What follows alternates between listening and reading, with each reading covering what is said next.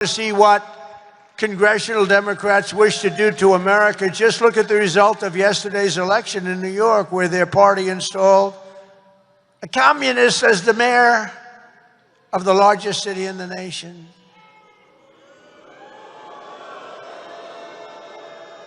Remember, I've said we will never have a socialist elected to any post in our country. I used to say that, and I was right.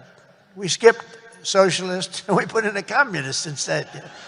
That didn't work out too well. But as I've warned for many years, our opponents are hell-bent on turning America into a communist Cuba or socialist Venezuela, and you see what happened to those places.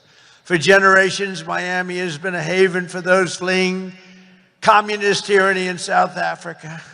I mean, if you take a look at what's going on in parts of South Africa, look at South Africa, what's going on. Look at South America, what's going on. You know, I'm not going to, we have a G20 meeting in South Africa. South Africa shouldn't even be in the Gs anymore because what's happened there is bad. I'm not going. I told them I'm not going. I'm not going to represent our country there. It shouldn't be there. Take a look at what's happening in different parts of South America. Take a look at what's happening in different parts of the world. But now the Democrats are so extreme that Miami will soon be the refuge for those fleeing communism in New York City. They flee. They flee. Where do you live? New York City, but I'm trying to leave because I don't want to live in a communist regime. I hope it works out for New York. I love New York. I love New York. When I left New York for the White House, it was good, except we had, you know, the telltale signs of trouble because we had a guy named de Blasio. Do you ever hear of him as mayor? He goes down as probably the worst mayor in history. Then he went to Harvard to teach government. Do you believe it? They took de Blasio and they took that mayor from Chicago, the woman, the one that gets her hair done very expensively, right? Beautiful hair. She got beautiful, luxuriant hair. And they took her, and she's teaching at Harvard. They're teaching government. And then you hear about Harvard. We're trying to work a settlement with Harvard right now for about, like, a lot of money. I won't tell you what, but you'll be reading about it pretty soon. Because what they've done to Jewish people and what they've done to others is pretty bad, I'll tell you. It's pretty bad. Going to cost them a lot of money.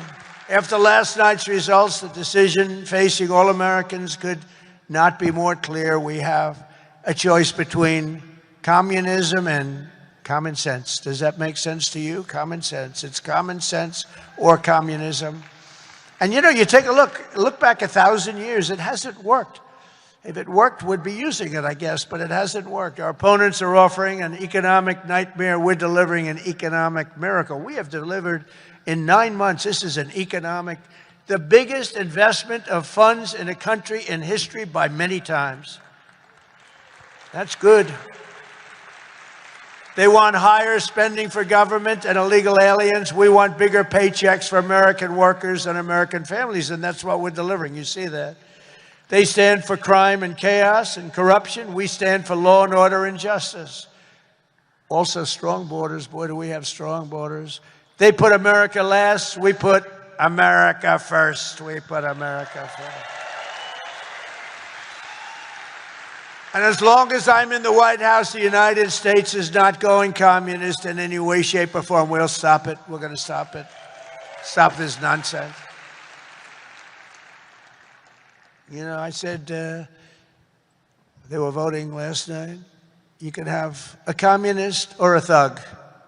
A communist, and they took the communist, you know. It's pretty amazing. We could have done a little better in terms of candidates. From day one of my administration, I've been fighting every single day to turn around the catastrophe we inherited to make America the best place on the planet Earth to do business. And that's what it is. Right now, we're the #1 place. I'm getting plants approved in 2 weeks that used to take 20 years before they got rejected. You'd have young people start off. Their whole business was getting a certain plant accepted. 22 years later, they're ready to retire and they haven't gotten it. And then they go to a vote and they get rejected after 22. They wasted a whole life looking for an acceptance. We do it in 2 weeks. We make sure it's good. We make sure it's great and proper, environmentally sound.